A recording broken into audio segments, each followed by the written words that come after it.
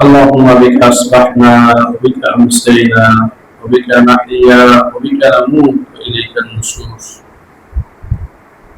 اللهم بك أصبحنا وبك أمسينا وبك نحيا وبك نموت وإليك النشور. اللهم بك أصبحنا وبك أمسينا وبك نحيا وبك نموت وإليك النشور. بسم الله الرحمن الرحيم. وعن أبي هريرة رضي الله عنه أن أعرابيا أتى النبي صلى الله عليه وسلم فقال: يا رسول الله دلني على عمل إذا عملته دخلت الجنة. হযরত আবু হুরায়রা রাদিয়াল্লাহু তাআলা আনহু থেকে বর্ণিত, জনৈক আরাবী বেদুইন ব্যক্তি রাসূল করিম সাল্লাল্লাহু আলাইহি ওয়াসাল্লামের কাছে এসে বলল, হে আল্লাহর রাসূল, আমাকে এমন একটি আমলের কথা বলেন যখন আমি সেই আমলটি করব আল্লাহ তাআলা আমাকে সেই আমলের বদৌলতে জান্নাত দান করবেন। মুহতারাম মুসলিয়ান کرام, একজন বেদুইন সাহাবী,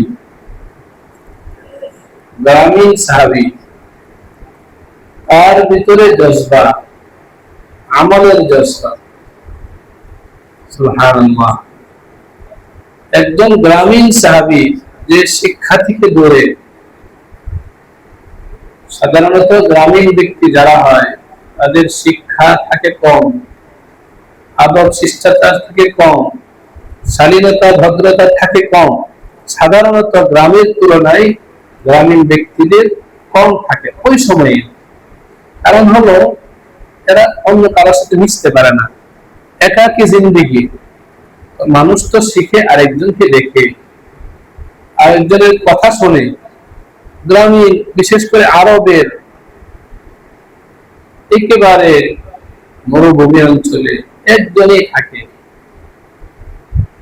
তো ওই সাহাবী এত কষ্ট সহ্য করে রাসূলের কাছে আসছেন, এসে বলছেন, ইয়া রাসূলুল্লাহ, আমি গ্রামে থাকি, অনেক লম্বা আমলের আমার সুযোগ নেই, এমন কিছু আমল দেন নির্দিষ্ট, আমি আপনার থেকে শিখবো আর ওই আমল করব, আর এর বদৌলতে আল্লাহ যেন আমাকে জান্নাত দান করেন।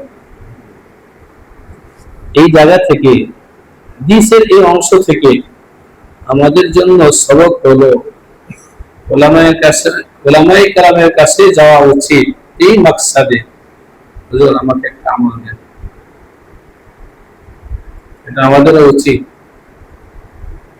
নিজের উপর এত আস্থা ভরসা না রেখে আল্লাহর দিকে তাকিয়ে উচিত, হুজুর আমাকে কোন আমল দেন, এমন কোন আমল দেন যে আমল আমি করব জান্নাতে যাব। আমল নেওয়া উচিত, নেওয়ার জিনিস। চেষ্টা করবো ইনশাআল্লাহ ভাই। আমল নেই, আমি আমল করি, অসুবিধা নাই, এরপরেও আলেমের কাছে বলি, হুজুর আমাকে কোন আমল দেন, আমাকে কোন আমল দেন। আমল আদান প্রদান হওয়া উচিত, মুরব্বী থেকে, বড় ব্যক্তি থেকে আমল নেওয়া উচিত।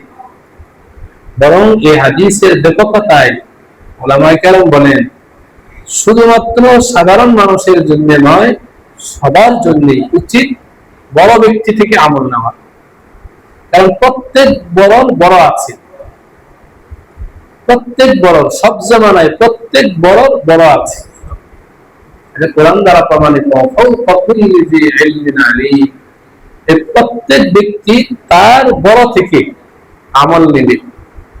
সম্পর্কটা যেন আমলের হয়। একজন ছাত্র উস্তাদের কাছে দেখা করার জন্য গেছে, হুজুর দুই মাকসাদে আসছি, দোয়া নেওয়া, আমল নেওয়া। সন্তান বাবার কাছে গিয়েছে, বাবা আমি আসছি আপনার থেকে দোয়া নিতে, আমল নিতে। এইভাবে মুসল্লি ইমাম সাহেবের কাছে যাবেন, হুজুর দোয়া নিতে, আমল নিতে আসছে। এই সম্পর্কটা ইসলামী সমাজে হওয়া উচিত, মুসলমান সমাজে হওয়া উচিত। আমলমুখী জিন্দেগি। আল্লাহ তাআলা আমাদেরকে তৌফিক দান করেন। এরপরে হাদিস লম্বা, রাসূল কিছু এক হাতে গোনা কয়েকটা, তা'বুদুল্লাহ, এক নম্বর আমল, আল্লাহর ইবাদত করবে আর কারো ইবাদত করবে না।